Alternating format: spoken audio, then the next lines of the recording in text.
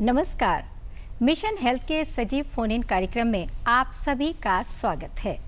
आज इस कार्यक्रम का विषय हमने लिया है परिवार नियोजन के लिए दो बच्चों के जन्म के बीच अंतर।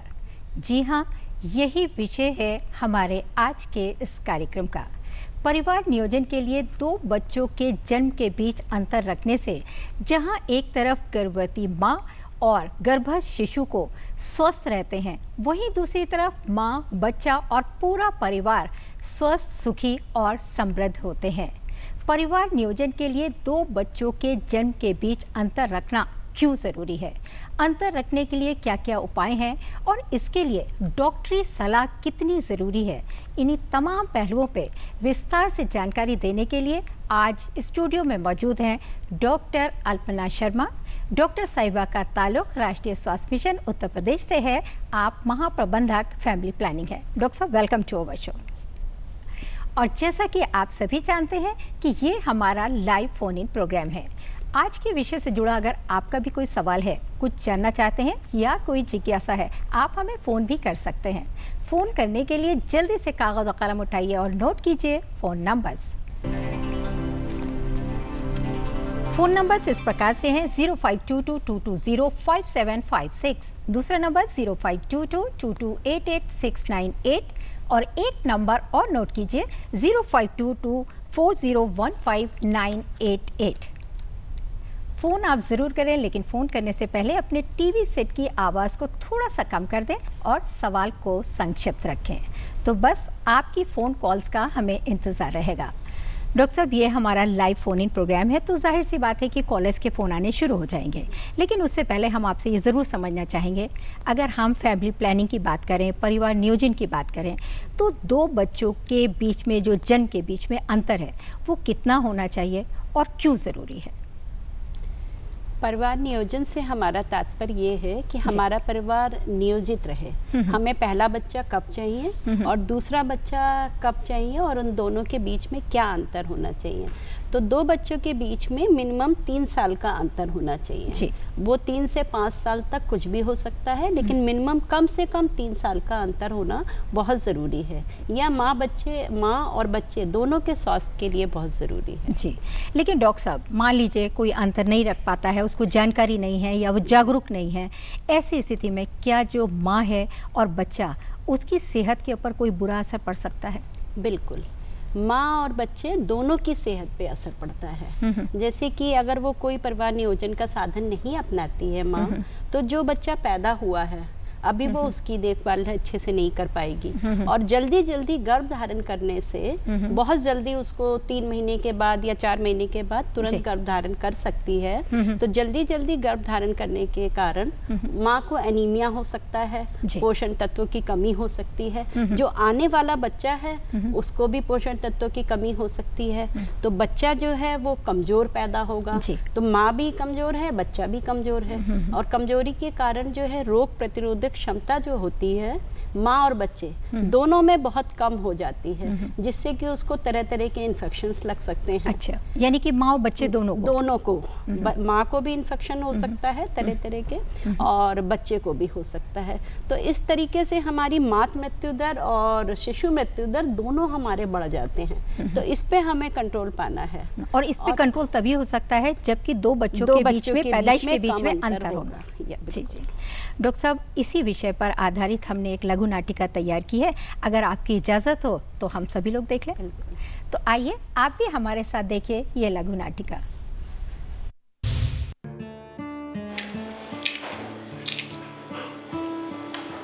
सुनो, लल्ली है ना, अपनी बिटिया का इतना अच्छा नाम है आरती।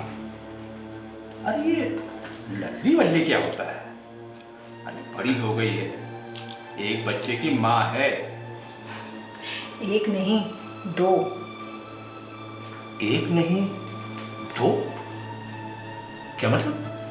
अरे वही तो बता रहे हैं अपन लल्ली मने तुम्हार आरती फिर उम्मीद से है। फिर उम्मीद से? मने फिर बच्चा होने वाला है?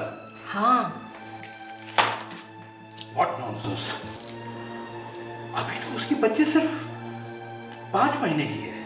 क्या बेवकूफी है, ये तो जहालत है, जहालत। तो हम पे काहे रिसिया रहे हो? हम कहा रहे कि इतना जल्दी दूसरा बच्चा पैदा कर लियो? अरे इतना पढ़ने लिखने के बाद भी ऐसी बेवकूफी, डिस्गस्टिंग। अरे हमका काहे अंग्रेजी में गरियाए रहे हो? तुम्हार बिटिया तुम जानो। क्यों, तुम्हारी बिटिया नहीं है? तुमने उसको समझाया क्यों नहीं कि 2 बच्चों के बीच में कम से कम 3 साल का अंतर तो होना ही चाहिए? सब जानते हैं, रेडियो, टीवी, अखबार सब पे इतने साल से इतना प्रचार हो रहा है, तब भी तुमने उसको समझाया क्यों नहीं? अब यू सब हम कैसे समझाएं? अच्छा लागत है का? अरे बहू से कहती, बहू तो समझदार है। तुम ना कहती, बहू तो कह सकती थी, समझा सकती थी। अब बहू को? जी अम्मा जी। बहू, तुम्हारी सासू माँ क्या कह रही है? आरती को फिर बच्चा होने वाला है? जी बाबूजी, आरती फिर से माँ बनने वाली है। तुम्हें मालूम है? अरे यही लिए तो मायके आई है हमारी लल्ली। अरे तुम्हारी सासू माँ तो कम पढ़ी लिखी है। गंवार कहो, गंवार। गंवार का है? अरे तुम गांव की होते हुए भी इतनी समझदार तो थी कि तुम्हें मालूम था कि 2 बच्चों के बीच में कम से कम 3 साल का अंतर तो होना ही चाहिए। आरती तो पढ़ी लिखी है। दामाद जी को भी अकल नहीं आई। बहू, अब तुम ही समझाओ आरती को। जी अम्मा जी, ये भी यही कह रहे थे। अम्मा जी सब्जी कट गई हो तो दे दीजिए। नंदोई जी भी इनके साथ बाहर जाने वाले हैं, दोनों के लिए जल्दी से खाना बना दो। खाना होना बाद में बनी, पहले तुम आरती को समझाओ। अम्मा जी, हम समझाएंगे आरती को।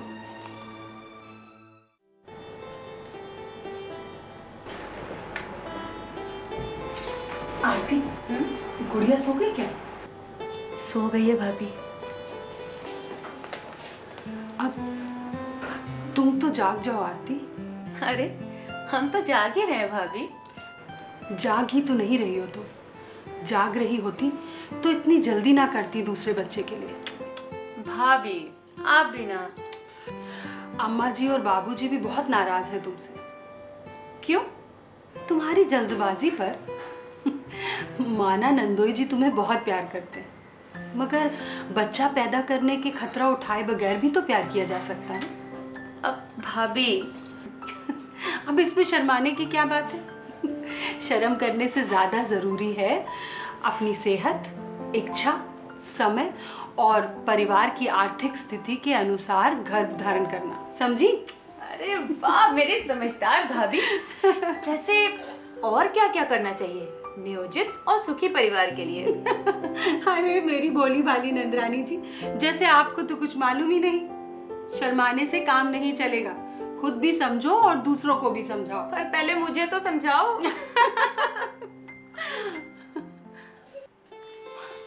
सुनो आरती, गर्भ निरोध का सबसे अच्छा तरीका है गर्भ निरोधक गोली, जैसे माला एन। जब बच्चा ना पैदा करना हो तो माला एन की 1 गोली रोज खानी चाहिए, और जब बच्चा पैदा करना हो तो गोली खाना बंद कर देना चाहिए, बस। रोज रोज गोली खाना कौन याद रखेगा भाभी? जिसे बच्चा नहीं चाहिए वो। वैसे रोज गोली ना खानी चाहो तो छाया साप्ताहिक गर्भ निरोधक गोली खानी चाहिए, हफ्ते में 1 बार। पर याद तो इसमें भी रखना पड़ेगा ना भाभी? हाँ, याद तो रखना ही पड़ेगा। अब इतनी जरूरी बात भूलने से कैसे काम चलेगा? वैसे मेरी भुलक्कड़ी नंदरानी जी, याद करने की झंझट से बचना चाहती हो तो एक और बहुत आसान तरीका है। वो क्या? Copper T. वो तो हम जानते हैं, विशेषज्ञ डॉक्टर से कॉपर टी लगवाई जाती है, और जब बच्चा पैदा करना चाहो तो वो कॉपर टी निकलवा दो। बिल्कुल सही। और अब तो इंजेक्शंस भी आ गए हैं, 3 महीने में 1 बार लगवाए जाते हैं ये इंजेक्शन। इन इंजेक्शंस को पीरियड शुरू होने के 7 दिन के भीतर लगवा लेना चाहिए, और इन कॉन्ट्रासेप्टिव इंजेक्शंस का कोई दुष्प्रभाव भी नहीं होता, यानी कि बिल्कुल सुरक्षित। बच्चा ना पैदा करने के लिए भी और स्वास्थ्य की दृष्टि से भी। ये ठीक है। अच्छा भाभी, जब बच्चा पैदा करना हो तो इंजेक्शन बंद करने के 4 महीने बाद गर्भधारण कर सकते हैं। अच्छा भाभी, मान लो कि कोई गर्भ निरोधक नहीं अपना रहे हो, ऐसे में दोनों में संबंध बन गया हो और चाहते हैं कि गर्भ ना टले, तो क्या करना चाहिए? तो इसके लिए इमरजेंसी पिल्स आती, लेकिन हाँ, इन इमरजेंसी पिल्स को सहवास के 72 घंटे के भीतर ही खा लेना चाहिए, समझी? बड़ी जानकारी है मेरी भाभी को। सो तो है, अब सुखी रहना है, स्वस्थ रहना है, तो इतनी जानकारी तो रखनी ही पड़ेगी मेरी तरह, वरना झेलना पड़ेगा तुम्हारी तरह। अच्छा भाभी, एक बात बताओ, ये सारे गर्भ निरोधक उपाय, गोली, इंजेक्शंस, ये सब औरतों को ही क्यों खाने और लगवाने पड़ते हैं? क्योंकि मेरी प्यारी नंदरानी जी, औरतों के पेट में ही तो बच्चा बनता है, जन्म लेता है, आकार लेता है, बड़ी झंझट है। अब जीवन सुखी रखना है तो इतना झंझट तो लेना ही पड़ेगा। वैसे आरती, पुरुषों के लिए भी गर्भ निरोधक कॉन्डम आने लगे। भाभी जानती है, ये ना, ये कहते हैं इन्हें दुकान से कॉन्डम खरीदने में बड़ी शर्म आती है। अरे यार, तो इसमें शर्माने की क्या बात है?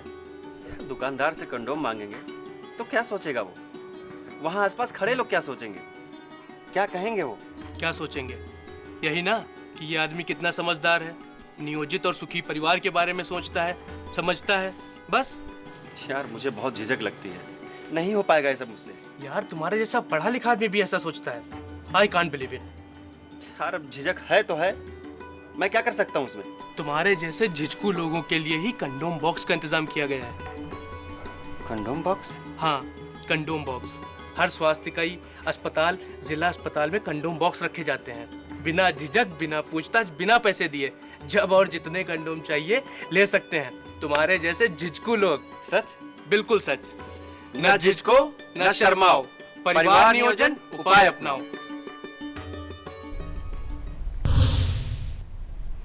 अभी आप विषय से संबंधित ये लघु नाटिका देख रहे थे। हम उम्मीद करते हैं कि इसके ज़रिए जो आपको जानकारी मिली है, आप इस जानकारी का पूरा लाभ उठाएंगे और स्वस्थ रहेंगे। आप स्वस्थ तो देश स्वस्थ। डॉक्टर साहिबा, जो अभी हम लोगों ने ये लघु नाटिका देखी, इसके बारे में आप कुछ कहना चाहेंगे? हाँ, इसमें सब चीज़ें बहुत अच्छे से कवर करी गई हैं। सारे परिवार निरोधक उपाय बताए गए हैं। जहाँ पे साप्ताहिक गोली बताई गई है, उसमें मैं ये कहना चाहूँगी कि ये साप्ताहिक गोली तो है, लेकिन शुरू के 3 महीने इसे हफ्ते में 2 बार लेना होता है। 3-4 दिन के अंतर पे हफ्ते में 2 बार लेना होता है। जैसे इतवार को गोली लेनी शुरू करी तो नेक्स्ट गोली वो बुध को ले सकती है, या सोमवार को लेनी शुरू करी तो अगली गोली वो बृहस्पति को। तो 3 महीने तक हफ्ते में 2 बार, उसके बाद जब तक बच्चा ना चाहे हफ्ते में 1 बार। जी डॉक्टर, इस वक्त एक कॉलर जुड़ गए हैं प्रयागराज से, राखी जी हैं। हेलो हेलो हेलो, स्वागत है आपका हमारे कार्यक्रम में। प्लीज अपना क्वेश्चन पूछिए। हेलो हेलो, मुझे आपकी आवाज़ सुनाई दे रही है? हेलो राखी जी, प्लीज अपना क्वेश्चन पूछिए। हेलो जी मैम, मेरा ये प्रश्न है कि एक बच्चे से दूसरे बच्चे के जन्म में जो सामान्यतः अंतर होता है वो कितना होना चाहिए, ये प्रश्न है मेरा डॉक्टर साहब से। हाँ, अभी मैंने बताया कि 2 बच्चों के बीच में कम से कम 3 साल का अंतराल होना चाहिए। राखी जी, फ़ोन करने के लिए बहुत बहुत शुक्रिया। डॉक्टर साहब, यहाँ पे हम रुकते हैं थोड़ी देर के लिए। जी हाँ, अब वक्त हो गया है एक छोटे से ब्रेक का। कहीं जाइएगा नहीं, देखते रहिए हमारा कार्यक्रम mission health. Welcome back after the break. आज इस कार्यक्रम में हम बात कर रहे हैं परिवार नियोजन के लिए 2 बच्चों के जन्म के बीच अंतर। डॉक्टर साहिबा, आगे हम आपसे जानना चाहेंगे, अगर हम ट्रेडिशनल मेथड की बात करें तो ट्रेडिशनल मेथड्स कौन कौन से हैं? डॉक्टर साहब, हम अपना सवाल बाद में पूछेंगे, पहले कॉलर से बात कर लेते हैं। नंद स्वरूप मिश्रा जी हैं बाराबंकी से। हेलो हेलो, स्वागत है आपका मिशन हेल्थ कार्यक्रम में। प्लीज। हाँ नमस्ते मैडम, मेरा नाम नंद स्वरूप मिश्रा है, बाराबंकी गाँव पर। मैं जानना ये चाहता हूँ कि छोटा परिवार, सुखी परिवार, बड़ा परिवार, बहुत दुखी परिवार, हम 2 हमारे 2, तो इसमें अस्थायी उपाय कौन से हैं और अस्थायी उपाय कौन से हैं? उसमें ऐसा है, अस्थायी उपाय जो हैं हमारे महिला और पुरुषों दोनों के लिए हैं। पुरुषों के लिए अस्थायी उपाय निरोध है, जो कि कभी भी इस्तेमाल किया जा सकता है। महिलाओं के लिए अस्थायी उपायों में कॉपर्टी है, माला एन है और साप्ताहिक गर्भ निरोधक गोली है। उसके अलावा इंजेक्शन है, जो कि हर 3 महीने पे 1 इंजेक्शन लगता है। नंद स्वरूप मिश्रा जी, फ़ोन करने के लिए बहुत बहुत शुक्रिया। सवाल मेरा ये है कि अगर गर्भ धारण से बचना है तो उसके लिए जो ट्रेडिशनल मेथड्स हैं वो क्या हैं और ये कितने सुरक्षित हैं, और जैसा कि अभी हम लोगों ने ये लघु नाटिका में इंजेक्शन की बात की है, ये कितने सुरक्षित हैं, ये जानना चाहेंगे हम आपसे। जो हमारे ट्रेडिशनल मेथड हैं, जैसे कि जब तक माँ अपने बच्चे को दूध पिलाती है, स्तनपान कराती है, अगर वो 6 महीने तक केवल स्तनपान कराए, ऊपर से कुछ भी ना दे, तो ये माना जाता है कि गर्भ धारण करने की संभावना उस वक्त बहुत कम रहती है। तो लेकिन इसमें भ्रांति ये है कि लोग बाग 1.5 साल 2 साल तक वो सोचते हैं कि अगर हमें मासिक धर्म नहीं आया है तो अब हम गर्भ धारण नहीं कर सकते हैं। तो ऐसा नहीं है जी। इसमें माँ जो है 6 हफ्ते के बाद कभी भी गर्भ धारण कर सकती है, लेकिन शुरू के 4-5 महीने तक उसकी संभावना कम होती है। तो इसको हम 100% सिक्योर नहीं मानते हैं। उसके अलावा एक मासिक धर्म में सेफ पीरियड होता है जी। जैसे जिस दिन मासिक धर्म शुरू होता है उसके 1 हफ्ता पहले और 1 हफ्ता बाद जो ये पीरियड होता है वो सुरक्षित कहा जाता है, जिस बीच में गर्भ धारण करने की संभावना बहुत कम होती है। तो इस पीरियड को हम लोग, लेकिन ट्रेडिशनल मेथड जो है वो हमारे 100% सुरक्षित नहीं है। इसके अलावा जो आपने इंजेक्शन के लिए पूछा, ये बिल्कुल सेफ मेथड है। और ये प्रशिक्षित, पहला इंजेक्शन जो है प्रशिक्षित स्टाफ द्वारा दिया जाता है, डॉक्टर या स्टाफ नर्स या कोई भी MBBS या कोई भी चिकित्सक दे सकता है। उसके अलावा दूसरा तीसरा इंजेक्शन जो है हर 3 महीने के इंटरवल पे लगाया जाता है, वो बिल्कुल सुरक्षित है जी। अब हम आपसे ये जानना चाहेंगे कि अगर बच्चों के बीच की पैदाइश के लिए अगर हम बात करें और उसमें अंतर रखना है तो कौन कौन सी ओरल पिल्स हैं जिसकी हम गोलियों की बात कर रहे हैं, और क्या करना चाहिए और किस तरह से खाना चाहिए, ये ज़रूर जानना चाहेंगे हमारे व्यूअर्स। जैसे जब बच्चा पैदा होता है जी, शुरू के 6 हफ्ते तक या बच्चा जब तक माँ का दूध पीता है उस वक्त तक हमारे यहाँ साप्ताहिक गोली जो है वो नॉन हार्मोनल होती है। हमारे यहाँ 2 तरीके की गोलियां हैं, एक हार्मोनल एक नॉन हार्मोनल। नॉन हार्मोन में होता है कि उसमें हार्मोन्स बिल्कुल भी नहीं होते हैं, ये पूरी तरह सुरक्षित है, ये किसी भी वक्त ली जा सकती है। बच्चा स्तनपान कर रहा है तब भी 6 हफ्ते के बाद ली जा सकती है जी, है ना। और उसके अलावा दूसरी गोली है वो जो 1 रोज गोली लेते हैं, मालायन। वो जब छाया भी कोई है गोली डॉक्टर साहब? छाया यही है, नॉन हार्मोनल गोली जिसको हम बोल रहे हैं, वो छाया के नाम से आती है। वो 3 महीने तक हफ्ते में 2 बार, उसके बाद हफ्ते में 1 बार, साप्ताहिक गोली के नाम से छाया जी। आपने जैसा कि अभी हम लोगों ने इसमें लघु नाटिका में भी देखा था, कॉपर टी का जिक्र किया था, तो क्या कॉपर टी जो है वो सभी महिलाओं के लिए है या पूरी तरह से सुरक्षित है ये? हाँ, अगर प्रशिक्षित डॉक्टर के द्वारा या स्टाफ के द्वारा कॉपर टी लगाई जा रही है तो ये पूरी तरीके से सुरक्षित है। इसको हम डिलीवरी के जस्ट बाद, अगर नॉर्मल डिलीवरी हुई है उसके भी बाद 2 दिन के अंदर में, या सिजेरियन हुई है तुरंत सीजर के साथ, ऑपरेशन से अगर बच्चा पैदा हुआ है तो तुरंत भी लगा सकते हैं, या महिला ने गर्भपात कराया है तो उसके तुरंत बाद लगा सकती है, या फिर बीच में कभी भी मासिक धर्म के तुरंत बाद, वो बीच में कभी भी जब महिला बच्चा नहीं चाहती है तो कॉपर टी लगवा सकती है जी। और ये सुरक्षित, ये पूरी तरह सुरक्षित जी। डॉक्टर साहब, हम यहाँ पे थोड़ी देर के लिए रुकते हैं ब्रेक के लिए। जी हाँ, अब वक्त हो गया एक छोटे से ब्रेक का, आप कहीं जाइएगा नहीं, स्टे ट्यून। मिशन हेल्थ कार्यक्रम में आपका एक बार फिर से स्वागत है। आज हम बात कर रहे हैं परिवार नियोजन के लिए 2 बच्चों के जन्म के बीच अंतर, और इस विषय पर विस्तार से जानकारी दे रही हैं डॉक्टर अल्पना शर्मा। आप जनरल मैनेजर हैं फैमिली प्लानिंग। डॉक्टर साहिबा, आगे हम आपसे जानना चाहेंगे कि हमने महिलाओं के बारे में तो बात कर ली है, लेकिन अब हम पुरुषों के बारे में भी जानना चाहेंगे कि उनके लिए कौन कौन से मेथड हैं। वैसे नंद स्वरूप मिश्रा जी ने आपसे ये सवाल पूछा था, लेकिन हम चाहेंगे थोड़ा सा डिटेल में और बता दीजिए आप। हाँ, पुरुषों के लिए हमारे यहाँ जो अस्थायी मेथड है वो कंडोम्स हैं, जो पूरी तरह सुरक्षित हैं। और उसके अलावा इससे एक तो हमारा गर्भ निरोधक की तरीके तो ये इस्तेमाल होता ही है, उसके अलावा जो हमारे बहुत सारे इन्फेक्शियस डिजीज़ हैं, यौन जनित बीमारियों से भी इससे रोकथाम होती है। अच्छा, तो ये बहुत ही सुरक्षित तरीका है पुरुषों के लिए। और अगर जब वो सोचते हैं कि अब हमारा परिवार पूरा हो गया है, अब हमें आगे और बच्चा नहीं चाहिए, तो वो स्थायी साधन के रूप में पुरुष नसबंदी NSV बिना चीरा बिना टाका का ऑपरेशन जो है वो करवा सकता है। लेकिन डॉक्टर साहब, इसके बारे में हमने देखा है कि लोगों के अंदर एक गलत फहमी है, लोग समझते हैं कि भाई कमजोरी आ जाती है, ये कहाँ तक सही है? शॉर्ट में बता दीजिए। नहीं, बिल्कुल इसमें बिल्कुल भी कमजोरी नहीं आती है। ये हमारे यहाँ समाज में फैली हुई भ्रांतियां हैं कि ऑपरेशन कराने के बाद पुरुष जो है शारीरिक रूप से कमजोर हो जाता है या दुर्बलता आ जाती है। ऐसा कुछ नहीं है। वो तुरंत उसके लिए हॉस्पिटल में भर्ती भी नहीं होना पड़ता है, ऑपरेशन करा के तुरंत घर जा सकता है और अपने सारे दैनिक कार्य आराम से कर सकता है। चलिए डॉक्टर साहब, ये आपने बहुत अच्छा किया कि इस कार्यक्रम के जरिए से आपने इस गलत फहमी को दूर कर दिया।